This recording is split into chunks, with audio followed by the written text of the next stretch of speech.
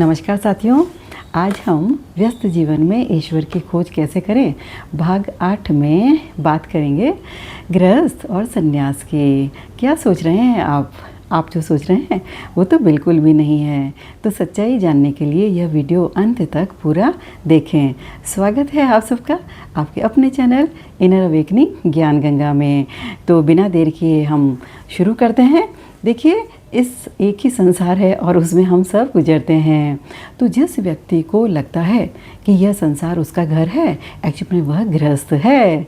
और जो व्यक्ति संसार को एक सिर्फ अपना पड़ाव मानता है वह सन्यासी है। उसके लिए संसार जो है ना वो घर नहीं है, उसका बीच का रास्ता है, उसके अंतिम मंजिल नहीं है। तब वह संसार से इस प्रकार से गुजरता है जैसे आप किसी रास्ते से गुजरते हैं, लेकिन रास्ते को आप स्थायी निवास स्थान नहीं बना लेते। तो गृहस्थी और जो सन्यासी सोच है एक्चुअली उसमें देखिए उनकी सोच में, उनकी दृष्टि में, उनके व्यवहार में ही फ़र्क होता है। तो जैसे ही यह ख्याल में आता है कि संसार एक रास्ता है ना, और पहुंचता हमें कहीं और है, तो वैसे ही क्या होता है कि आसक्ति की जड़ें आपके रास्ते पर नहीं फैलती। तुम रास्ते पर होते हो, फिर भी रास्ते से हमेशा मुक्त होते हो। रास्ते का तुम उपयोग करते हो, लेकिन रास्ता तुम्हारा उपयोग नहीं कर पाता। इस सोच से तब तुम्हारे पूरे व्यवहार में अंतर पड़ जाता है। तो सन्यासी भी सोच वाला व्यक्ति भी जीता है इस संसार में, इन्हीं मकानों में, इन्हीं रास्तों में, इन्हीं लोगों के बीच, इन्हीं बाज़ारों में, लेकिन उसकी दृष्टि जो होती है ना वो बिल्कुल भिन्न होती है। उसे मृत्यु का सदा स्मरण रहता है। गृहस्थ सोच वाला जो व्यक्ति होता है ना वो मृत्यु को भूल कर जीता है, वो विस्मरण में जीता है। वह मान कर जीता है कि मृत्यु अभी आने वाली नहीं है, मृत्यु बहुत दूर है। इस सोच से देखिए बड़ा फ़र्क पड़ जाता है जीवन में। तब व्यक्ति के जीवन की जो घटिया से घटिया घटनाएं भी होती है ना वो उसके लिए महत्वपूर्ण हो जाएगी। और यदि मृत्यु को सामने रख कर व्यक्ति जिएगा तो उसके जीवन की जो महत्वपूर्ण घटनाएं हैं ना वो भी बहुत ही शुद्धतम हो जाएगी। अगर तुम्हें यह पता चल जाए साथियों कि घंटे भर बाद ही तुम्हारी मृत्यु है, तुम्हें मरना है, तो जो चीज़ें तुम्हारे चित्त में अभी तक महत्वपूर्ण थी वे भी महत्वपूर्ण नहीं रह जाएगी। और जिन चीज़ों को तुम आज तक टालते आ रहे थे कि कल कर लेंगे, परसों कर लेंगे, वे एकाएक तुम्हारे लिए महत्वपूर्ण हो जाएंगे। तो सन्यासी सोच वाला व्यक्ति मृत्यु को सामने रखकर जीता है। मृत्यु उसके लिए एक सत्य है। वह मृत्यु से भयभीत नहीं होता, पलायन नहीं करता। उसकी बाहर की ज़िंदगी तो बदलती ही है, उसकी भीतर की आत्मा भी तब जाग जाती है। अगर कोई व्यक्ति प्रतिपल यह जानते हुए जिए कि अगले क्षण मृत्यु हो सकती है, तो देखिए न तो लोभ रह जाएगा, न क्रोध रह पाएगा, और न ही मोह रह जाएगा। ये सब तत्काल ही उसके जीवन से विदा हो जाएंगे। तो संसारी सोच वाला व्यक्ति मृत्यु को क्या करता है, सन्यासी सोच वाला व्यक्ति मृत्यु को अपने जीवन में स्वीकार कर लेता है और उसे पता चल जाता है कि जो दिखाई पड़ रहा है ना वो दृश्य है, वह सत्य नहीं है। तब इसे वह अपने भीतर खोजना शुरू कर देता है। देखिए, जब हम किसी को देखते हैं ना तो उसका शरीर ही हमें दिखाई पड़ता है, लेकिन शरीर से बहुत भिन्न गहरा अदृश्य जो उसके भीतर छिपा हुआ है वह हमें दिखाई नहीं पड़ता। हर चीज़ की, चाहे वो सजीव हो या निर्जीव हो, उसकी अपनी एक इनसाइड भी होती है। तो जो गृहस्थ सोच वाला व्यक्ति है उसकी समझ सदा ही अपने बारे में या दूसरे के बारे में बाहरी आवरण को देखकर ही निर्मित होती है, यानी शरीर को देखकर ही निर्मित होती है। वह स्वयं को भी शरीर मानता है और दूसरे को भी शरीर ही मानता है। तब उसकी जो सारी समझ है ना वह दूसरों के द्वारा ही निर्मित होती है और दूसरों की समझ से ही वह अपने बारे में अनुमान लगाता है।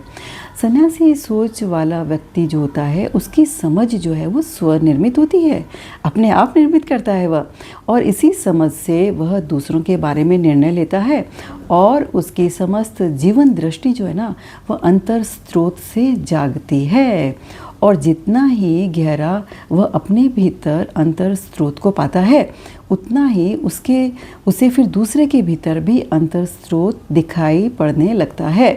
फिर तो कण कण में उसको यह स्मरण रहने लगता है कि यह कण जैसे ऊपर से दिखाई पड़ रहा है ना, वैसा नहीं है, उसके भीतर कुछ छिपा हुआ है। जो प्रकट दिखाई पड़ रहा है उसको ही सब मान लेना, यानी सतह को, सरफेस को मान लेना, यह गृहस्थ सोच का रुख है। लेकिन यह साथियों पर्याप्त नहीं है। भीतर गहरे में भी कोई मौजूद है और उसकी सतत खोज संन्यास सोच वाले व्यक्ति की यात्रा है। और जैसे जैसे उसकी यह यात्रा गहरी होती जाती है, तब सब कुछ साफ साफ दिखाई पड़ने लगता है इस स्थूल जगत में कि एक नए जगत का प्रकटीकरण होने लगता है उसके जीवन में। तब पदार्थ खोने लगता है और परमात्मा धीरे धीरे प्रकट होने लगता है। हर जगह उसकी यह खोज फिर जारी रहती है। सतह पर जीना है ना, देखिए यह संसारी का ढंग है। गहरे में उतर जाना सन्यासी की डुबकी है। और जीवन में जो भी परम आनंद के क्षण हैं, उनमें हम जितने गहरे उतरते हैं उतने ही और मिलने शुरू हो जाते हैं। जीवन में देखिए जो दुख की लहरें हैं ना, वो हम जितने ऊपर होते हैं उतनी ही वो ज़्यादा होती है। सत्य हमें कभी भी साथियों सतह पर नहीं मिलता। तो जीवन में परम आनंद के क्षण पाने के लिए तुम्हें एक एक कदम उठाना ही है, ताकि अगला कदम उठाने की सामर्थ्य तुम्हें आ सके। इसके लिए तुम्हें अपनी संकल्प शक्ति को बढ़ाना होगा, आत्मविश्वास को बढ़ाना ही होगा। देखिए जीवन में प्रत्येक चीज़ को करो तो वह विकसित होती है, न करो तो हम जानते हैं कि वह अविकसित ही रह जाती है। लेकिन एक बात का सदा ध्यान रखना कि जब तुम कुछ भी नहीं कर रहे होते हो, तब भी कुछ विकसित हो रहा होता है उसके विपरीत। जीवन में तुम्हें जो भी अच्छा मिले ना, उससे हमेशा उस पर कंसंट्रेट करना, उसका स्मरण करना, उसमें रस लेना, प्रभु को धन्यवाद देना। तब तुम हैरान रह जाओगे कि जितना तुम उस पाए हुए का स्मरण करोगे, रस लोगे, उतना ही वह तुम्हारे जीवन में बढ़ता चला जाएगा।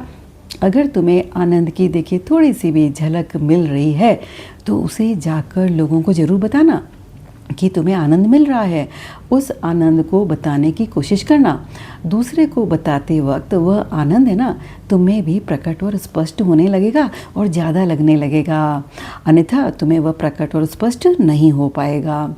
इस बात का हमेशा आप ध्यान रखें कि जब आप किसी से दुख की बात करते हैं ना, तब आप उसके दुख को भी उभारते हैं। उसका दुख भी तब उसके चित्त में ऊपर की तरफ आ जाता है। और जब तुम सुख की खबर लेकर जाते हो व्यक्ति के पास, तब उसके भीतर का सुख जो है ना, वो ऊपर आ जाता है।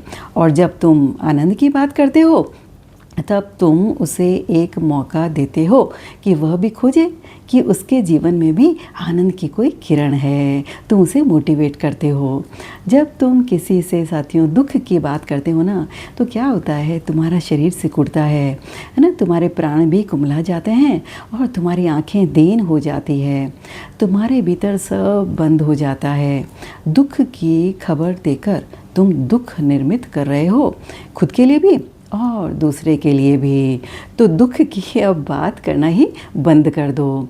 सुख की खबर लाओ, आनंद की खबर दो, तब तुम्हारा आनंद बढ़ेगा और तुम्हें आनंदित देकर दूसरा भी फिर आनंदित होगा।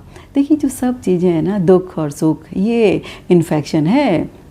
इसलिए साथियों हमेशा आनंद से भरे रहो, तब दूसरे के हृदय में भी आनंद की तरंग उठेगी। साथियों आज का यह वीडियो इस सीरीज़ का अंतिम वीडियो है। इस सीरीज़ की पूरी प्लेलिस्ट मैं डिस्क्रिप्शन में आपको मिल जाएगी। आप इस वीडियो को अंत तक ज़रूर देखें। यदि आपको ऐसे ही आध्यात्मिक और प्रेरणास्पद वीडियो पसंद है तो इस चैनल को ज़रूर सब्सक्राइब करें, वीडियो को लाइक करें और प्यारा सा कमेंट करें। धन्यवाद।